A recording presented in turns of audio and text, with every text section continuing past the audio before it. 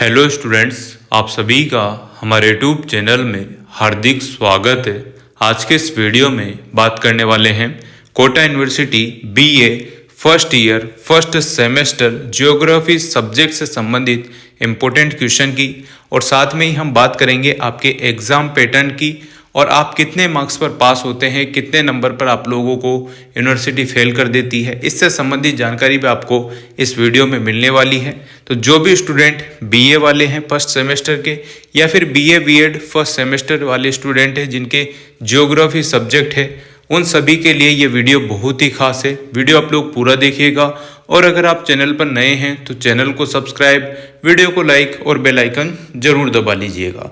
देखो स्टूडेंट्स, अगर आपके बीए या फिर बीए बीएड जो इंटीग्रेटेड कोर्स होता है, सब्जेक्ट आपके नॉर्मल सेम ही रहते हैं, है ना। तो अगर आपके हिस्ट्री सब्जेक्ट है या पॉलिटिकल साइंस सब्जेक्ट भी ऐड है तो आप लोग वीडियो देख सकते हैं। उसकी वीडियो मैंने पहले बना दी है मोस्ट इंपॉर्टेंट क्वेश्चन की, तो ज़रूर आप लोग प्लेलिस्ट में चेक कर लेना। वहाँ से आप लोगों को अपने जो भी संबंधित सब्जेक्ट है उससे संबंधित आपको इंपॉर्टेंट क्वेश्चन की वीडियो मिल जाएगी, ठीक है। तो यहाँ पर हम बात करते हैं आपके थ्योरी पेपर की, यानी कि एक्सटर्नल और इंटरनल टाइप से आपका पेपर होता है। जो आपके 70 नंबर लिखे हुए हैं यहाँ पर, 70 मार्क्स, 3 घंटे का आपका पेपर रहेगा 70 नंबर का। इसमें आप लोगों को कॉफ़ी लिखनी है, उसी के थ्रू जो आपने मेहनत करके जो कॉफ़ी लिखी है, जो क्वेश्चन करे हैं, उसके हिसाब से आपको 70 में से मार्क्स मिलेंगे। कम से कम 40% मार्क्स आपको लाना जरूरी है। कहने का मतलब 70 में से 28 या 28 से ऊपर मार्क्स लाओगे तो आप पास हो जाओगे।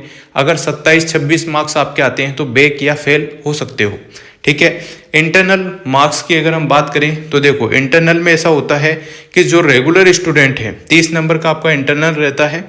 जो रेगुलर स्टूडेंट है उनके 20 नंबर तो मिड टर्म टेस्ट से मिलते हैं, और 10 नंबर जो है आपके प्रोजेक्ट असाइनमेंट वगैरह इनों से मिलते हैं।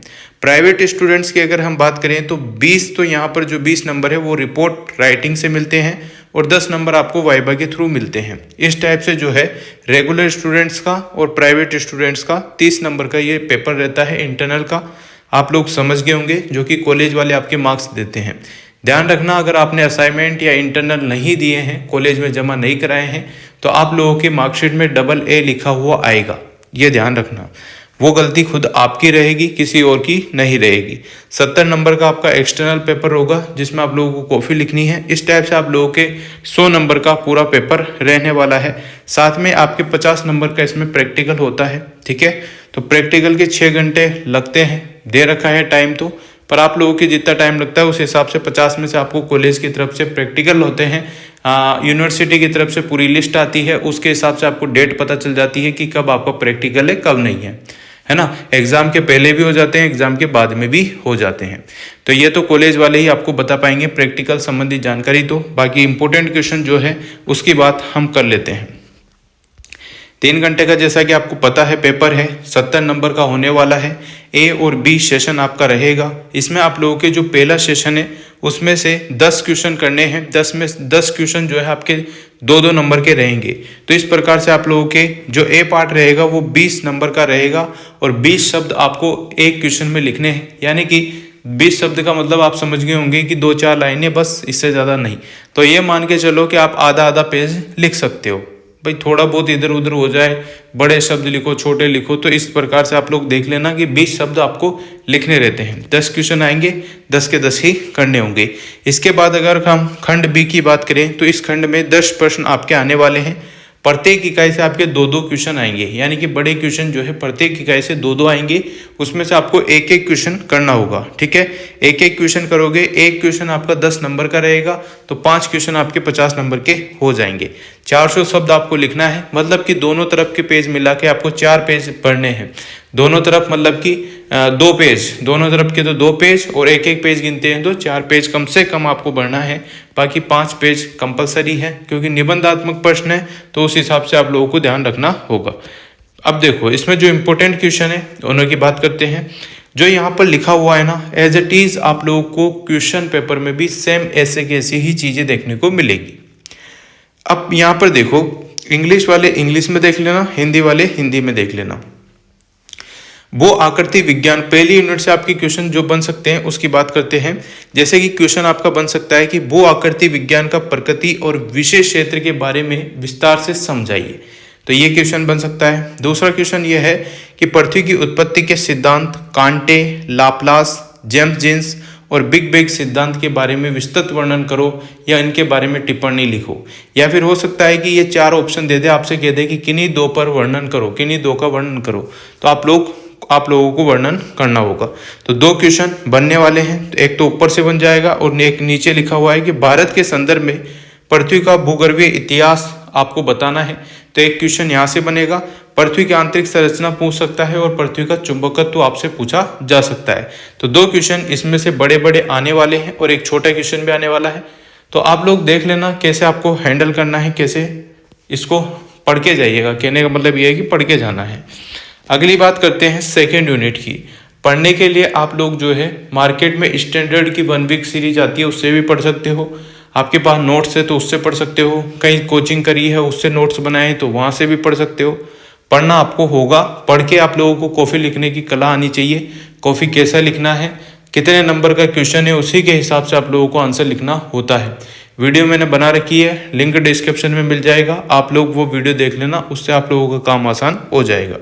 दूसरी यूनिट की बात करते हैं तो इसमें देखो पर्वत निर्माण के प्रमुख काल, पर्वतों के प्रकार और पर्वत निर्माण के सिद्धांत, जिनके बारे में कोबर, होम्स, प्लेट, विवर्तनिकी ने क्या क्या कहा था, इससे संबंधित टिप्पणी आपसे पूछ सकता है।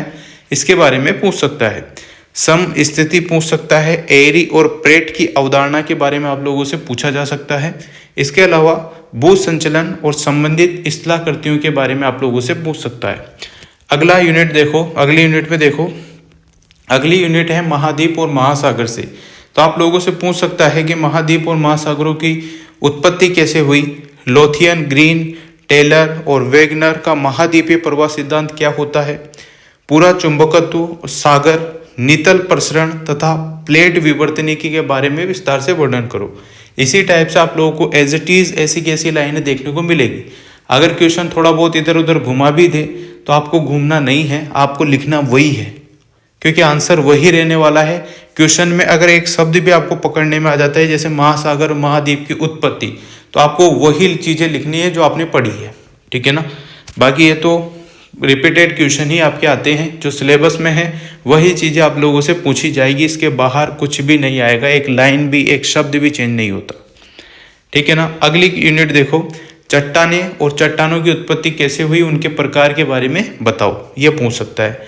अपक्षय प्रकार, द्रव्यमान संचलन, अपरदन यानी कि अपदन चक्र की संकल्पना, डेविस और पेक ने इसके बारे में क्या कहा बताइए। तो इस प्रकार से आप लोगों से क्वेश्चन चौथी यूनिट से आपके आ सकते हैं। 5वीं यूनिट की अगर हम बात करें तो निम्न प्रक्रमों द्वारा किए जाने वाले अपदरात्मक और निष्पक्षात्मक कार्य तथा निर्मित स्थलाकृतियों का अध्ययन, नदी, पवन, हिमनद, भूमिगत जल और सागरीय तरंगे। यानी कि इसमें से एक क्वेश्चन आप लोगों को 2 क्वेश्चन देखने को मिलेंगे। इतनी सी 2 लाइनों में से आपको 2 बड़े क्वेश्चन और 2 छोटे क्वेश्चन देखने को मिल जाएंगे। तो आप लोगों को एक एक चीज को ध्यान से पढ़ना है। इनके जो है मोटे मोटे जो टॉपिक है उनको पढ़ के जाना है, फिर आप अपने मन से लिखने की कोशिश करना ज़्यादा से ज़्यादा, तो उससे क्या है आपको फायदा ही होगा। एक भी क्वेश्चन आपको छोड़ना नहीं है। ज़्यादातर फोकस आपका जो बड़े क्वेश्चन है उन्हों पर होना चाहिए। जो निबंधात्मक हैं, जो 10-10 नंबर के हैं, उनको आसानी से आप लोग करोगे तभी जाके आप लोगों को अच्छे मार्क्स मिलेंगे।